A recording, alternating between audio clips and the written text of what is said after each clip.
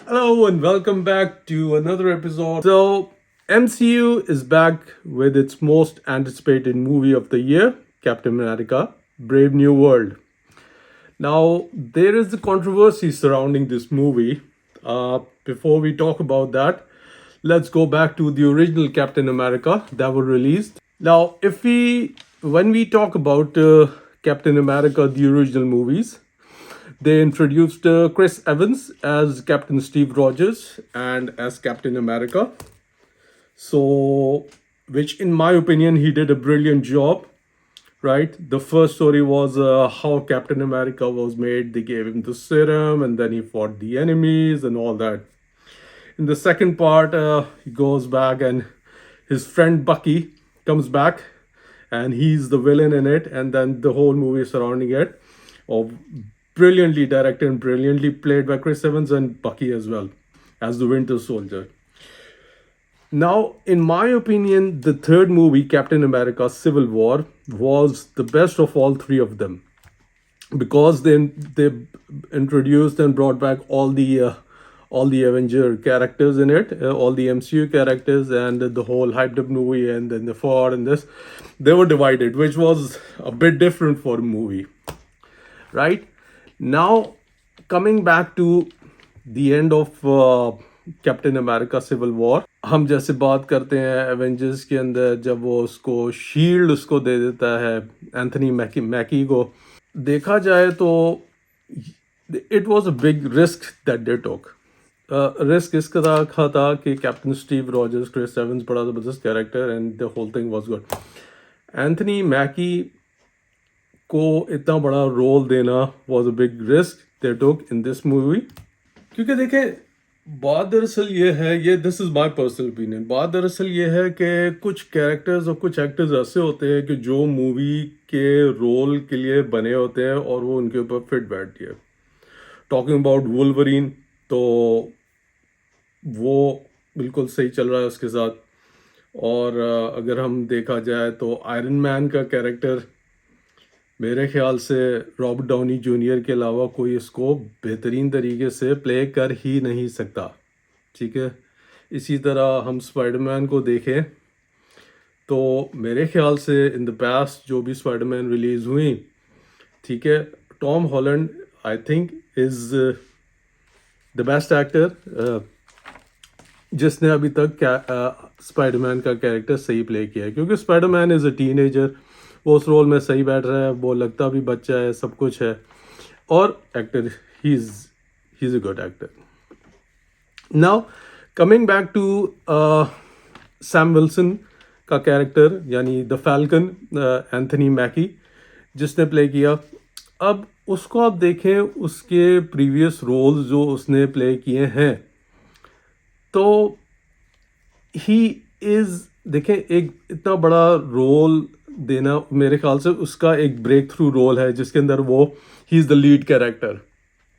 उसको इतना बड़ा रोल दे देना और उससे फिर एक्सपेक्टेशंस रखना, तो यार इसके साथ साथ आपको जो है ना, you have to make the story as strong as well.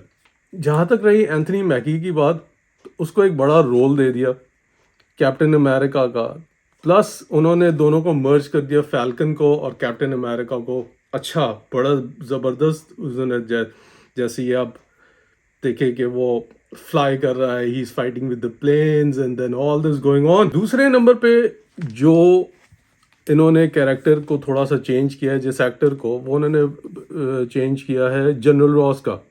ठीक है, थियोडोर रॉस, जो कि जनरल होता है द हल्क चेजर.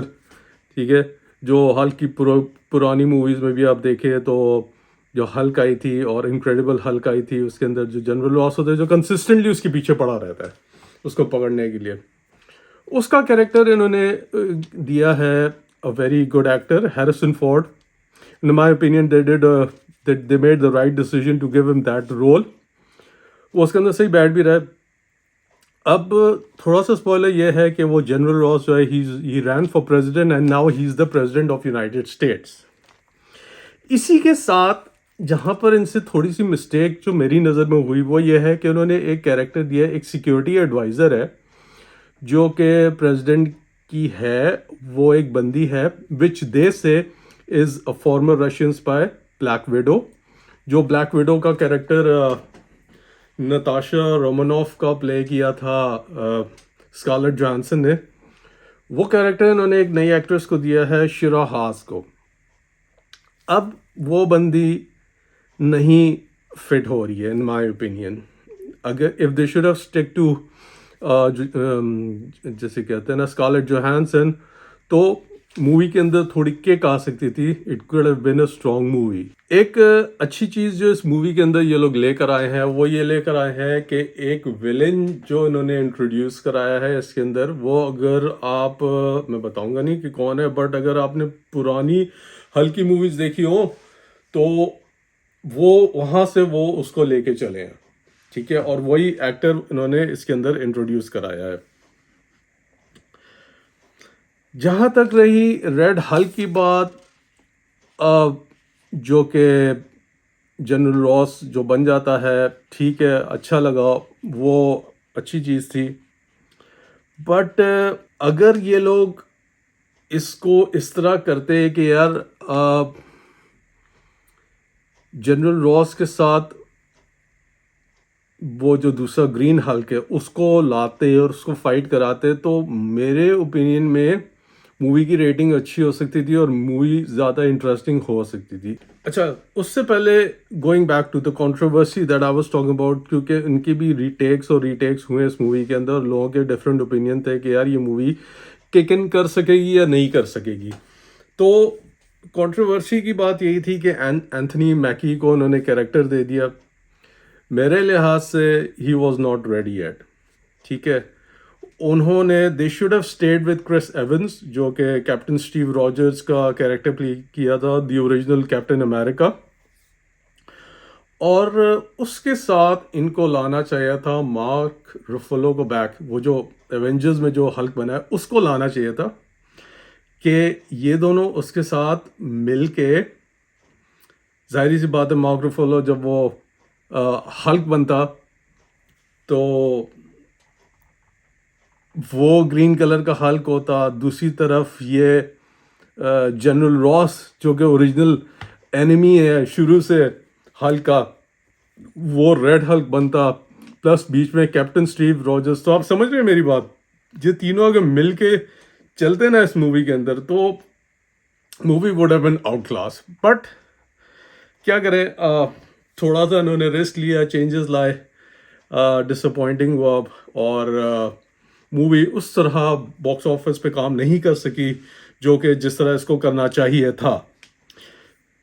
एक और चीज़ जो उन्होंने इंट्रोड्यूस की है वो ये है कि थोड़ा सा पुराने कैरेक्टर्स को उन्होंने गेस्ट अपीयरेंस के तौर पे लेकर आए हैं, which again I am not gonna tell you who they are और हु ही इज और हु शी इज। वो एक अच्छी चीज़ थी। तो ओवरऑल ये हुआ कि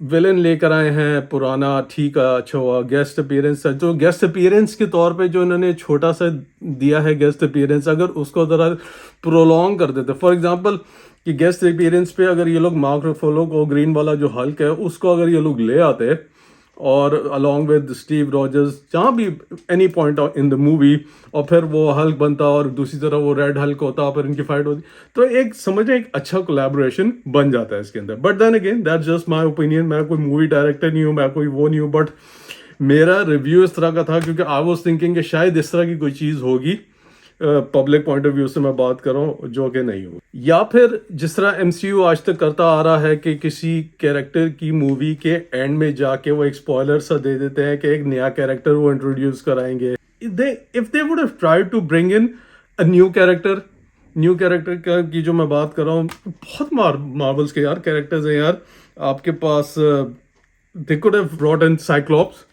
ठीक है, they could have brought in the Punisher, ठीक है, इनको इंट्रोड्यूस कराते हैं MCU के अंदर। या फिर ब्लेड जो 90s में बनी थी वेस्ली स्नाइप्स की, उसको रीमेक करते या उसको इंट्रोड्यूस कराते ताकि वो भी MCU में दोबारा उसका अराइवल हो जाता। या फिर यार वही मैंने बात की जिस तरह हल्क को लेकर आए, तो ये अगर ये हल्क को ले आते या ब्लेड को ले आते या आपका द पनिशर को ले आते या साइक्लोप्स को ले आते, इस तरह कोई भी कैरेक्टर को ले आते, तो एक इनके पास नया कैरेक्टर होता है जिसके ऊपर ये सेपरेटली मूवी बना सकते थे, क्योंकि अब तो टेक्नोलॉजी और CGI एनिमेशन जिस लेवल पे पहुंच गई, it's not difficult to make a movie. तो अगर ये चीज़ होते ना तो they could have done better and far they could have done a far better job in the box office. But then again वही बात कि this was what the directors wanted, और उन्हें थोड़ा सा किया, रिस्क किया, एंथनी मैकी के साथ फैल्कन को थोड़ा लाने की कोशिश की, which was a disappointment. It couldn't जिसे कहते हैं ना grasp the market. It couldn't it was kind of like a disappointment for the public. If you talk about the movie itself, it's a decent movie. Not a theatre movie I would say, थोड़ी, क्योंकि theatre movie इस तरह की होती है कि आप उसके अंदर अच्छे सीन्स, अच्छे एक्शन सीक्वेंसेस देखें, जो कि इतने ज़्यादा नहीं थे, ठीक है। तो overall movie is good but not as good as I anticipated or the people anticipated. So this was it, guys. I hope I didn't give out any spoilers. I just gave you a review and a bit of the information, what's in store in this movie. I hope you guys will agree with me. मुझे comments में लिख के बताएं कि what do you guys think about it and do you agree or do you disagree? ठीक है जी। तो inshallah I will see you guys with another episode of another movie review or something else, definitely inshallah in my next video. You guys take care and Allah Hafiz.